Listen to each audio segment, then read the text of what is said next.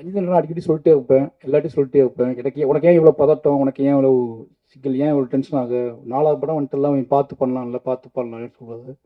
இப்போ கூட உதடு ஒட்டாந்துக்கு தான் பேச கூப்பிடுறாங்க. நான் நிறைய ஃபங்க்ஷனில் உதடு ஒட்டினாலேயே கான்ட்ரவர்ஷியலாக பேசி மாட்டியிருக்கேன். எனக்கு தண்ணி குடிக்க உதடில் ஒட்ட ஆரம்பிச்சிட்டுனா தகடன்னு ஏதாவது பேசிட்டு போயிடுவேன். பேசிட்டு கீழே போனதுக்கப்புறம் தான் பார்த்தா உள்ளுக்குலேருந்து வெளியிருந்து கொட்டியிருக்கும் ஏதோ ஒன்று.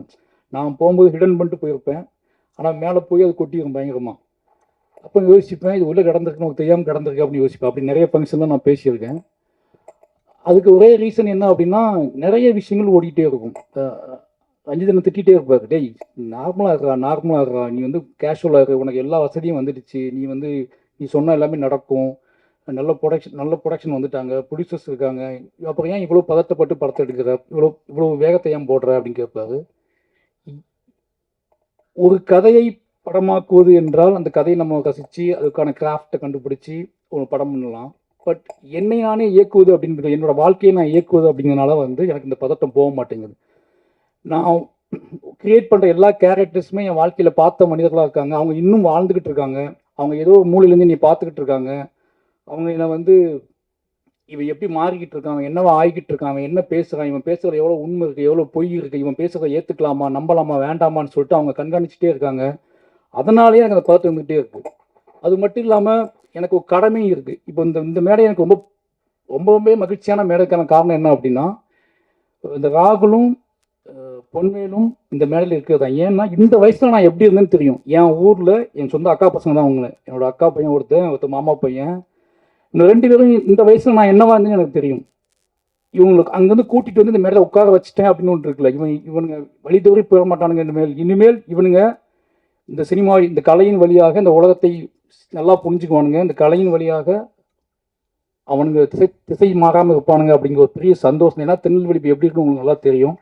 அந்த மாதிரி ஒரு ஊர்ல இருந்து அவங்களை கூட்டி வந்துட்டேங்க. இவங்களை வச்சு மற்ற பசங்கள்லாம் எப்படி ஆவானுங்க, இந்த பசங்களை பார்த்து மற்ற பசங்கள்லாம் என் ஊருக்குள்ளே முதல்ல ஒரு கலை உள்ள நுழைய போகுது அப்படிங்கிற ஒரு பெரிய சந்தோஷம் வந்து எனக்கு இப்போ அதுதான் அந்த உணர்ச்சி தான் எனக்கு பயங்கரமாக இருக்குது. ஏன்னா அவனுக்கு மண்டைக்கு அது ஓடிக்கிட்டே இருக்கும். இதுக்கப்புறம் அவனுங்களுக்கு பேசுறது, நம்ம படத்தை நடிச்சிட்டோம், நம்ம இதெல்லாம் பண்ணக்கூடாது, இதெல்லாம் பேசக்கூடாது அப்படின்னு சில ரெஸ்பான்சிபிலிட்டிலாம் வரும். ஏன்னா அந்த வயசுல நான் எவ்வளோ மூர்க்கமாக இருந்தேன்னு எனக்கு தெரியும். எவ்வளோ என் மண்டையில் தோன்ற விஷயத்துக்கெல்லாம் வந்து என்ன பதில்னு தெரியாமல் நான் பைத்தியம் முடிச்சு அலைஞ்ச வயசில் தான் அவனை உட்காந்துட்டு இருக்கானுங்க. ஆனால் அவனுங்கள நான் வேகமாக ஓடி வந்து முட்டி மோதி ஓடி வந்து அவனுங்களை நான் வந்து உருவாக்குறதுக்கான ஒரு மேடையை கிரியேட் பண்ணிட்டேன் அப்படிங்கிறது ஒரு பெரிய சந்தோஷம். அப்படி ஒரு மேடையை அமைச்சு அப்படி நீ உருவாக்குன ராம் சாருக்கு தான் ரொம்ப நன்றி சொல்லணும். ஏன்னா நீ உன்னோட வேலை வந்து படம் பண்ணி நீ ஜெயிச்சு காசு சம்பாதிக்கிறது இல்லை, நீ ஒரு விக்டிமாவே இருந்திருக்க. அதனால உன்னோட கதையை வந்து நீ எப்பவுமே வந்து அழுத்தமாக சொல்லிக்கிட்டே இருக்கணும். நீ என்ன ஆனாலும் பரவாயில்ல, எவ்வளோ பின் வாங்கிடாத. உன்னோட கதை அப்படிங்கிறது உனக்கான கதை மட்டுமில்ல, உனக்கு பின்னாடி வரப்போகிற சந்ததியினருக்கான கதை. அதை வந்து எப்பவும் மிஸ் பண்ணாத. நீ என்ன ஆனாலும் அதை மாறிடாதுன்னு சொன்னதுனால தான் முழுக்க நான் அது கூடவே ட்ராவல் பண்ணிக்கிட்டே இருக்கேன். சொன்ன மாதிரி என்ன சொல்கிறது, நான் மீண்டு வெளியே வர்றதுக்கே கொஞ்சம் நாளாகும். என்னோட கதையை முடித்து கொண்டு வெளியே வர்றதுக்கே கொஞ்சம் நாளாகும். அப்படியாப்பட்ட கதைகள் தான் தொடர்ந்து நான் பண்ணிக்கிட்டு இருக்கேன். அதனால் வந்து என்னோடய இயக்குனருக்கு வந்து இதே மேடையில் நான் சொன்னேன்னு நினைக்கிறேன். என்னோடய இயக்குனர் இருக்கிற வரைக்கும் எனக்கு சின்ன மாற்றம் கூட நீங்கள் பார்க்க முடியாது.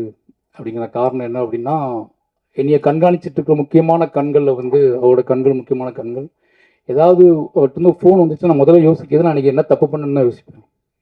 சுற்றி முற்றி பார்ப்பேன், நம்ம ஏதாவது ஸ்டேட்டஸ் போட்டிருக்கோமா, இல்லை ஏதாவது அதிகம் பசிங்கன்னா ஏதாவது பண்ணியிருக்கோமா, இல்லை ஏதாவது ஃபோன் பண்ணியிருக்கோமா, யார்கிட்டயாவது பேசியிருக்கோமா, ஏதாவது பேட்டி கிட்டி கொடுத்துட்டோமா அப்படின்னு தான் பார்ப்பேன். ஏன்னா எப்படி வீட்டில் இருக்கவங்க எப்படி அப்பா அம்மா நம்ம மேலே பயம் வச்சுருப்பாங்களே, எங்கள் அப்பா அம்மாவுக்கு நான் வந்து எனக்கு ஒரு விஷயம் நடந்ததுக்கப்புறம் தான் அவங்களுக்கு தெரியும். எனக்கு நடப்பதற்கு முன்பாகவே எனக்கு தெரிஞ்சது வந்து எங்கள் டைரக்டருக்கு மட்டும்தான். நான் மிட் நைட் கூட எனக்கு ஃபோன் பண்ணிட்டே, என்னடா பண்ண ஒருத்தர் எழுதியிருக்கான இப்படி உன்னை பற்றி அப்படிம்பாரு. எனக்கு அது பயங்கர ஷாக் ஆகும். இவன் எப்படி 12 மணிக்கு போயிட்டு பார்த்தாரு அப்படின்னு சொல்லி அவனை தேடி பிடிச்சது எனக்கு 2 நாள் ஆகும். ஆனால் இவருக்கு மட்டும் எப்படியாவது பார்த்துருப்பாரு.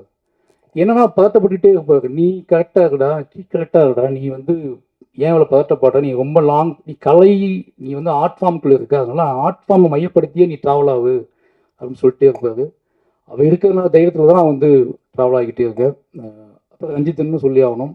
ஏன்னா முழுக்க அவர் எவ்வளோ வேகமாக இருந்தாலும் தன்னோட இருக்கிற மனிதர்களை பத்திரமா பார்த்துக்கிறதுல அவருக்கு நிகரான யார் மேலும் நினைப்பேன். ஏன்னா அவர் ஓடிக்கிட்டு இருப்பார், அவர் முட்டுவார், மோதுவார், எல்லாம் பண்ணுவார், கழகங்களை உருவாக்குவார்.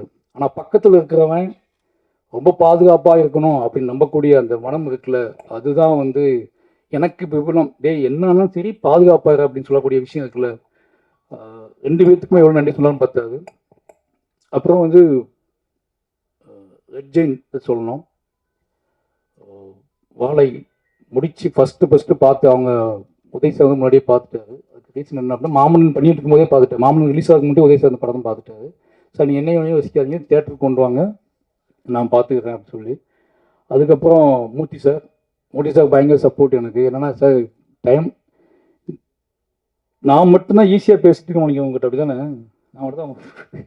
அதாவது எல்லாம் சொல்லுவாங்க படம் பண்ணி சண்டை போடாமல் சிரிச்சு பேச்சுட்டு வேறு நீ தான் மூர்த்தி சார் கிட்ட அப்படின்னு சொல்லுவாங்க. ஏன்னா அவர் ரொம்ப மரியாதையை நீ பார்த்துக்கிட்டாரு. மாமன்னனாக இருக்கட்டும், மாமனோட வெற்றியாக இருக்கட்டும், இப்போ வாழை படம் பார்த்துட்டாரு.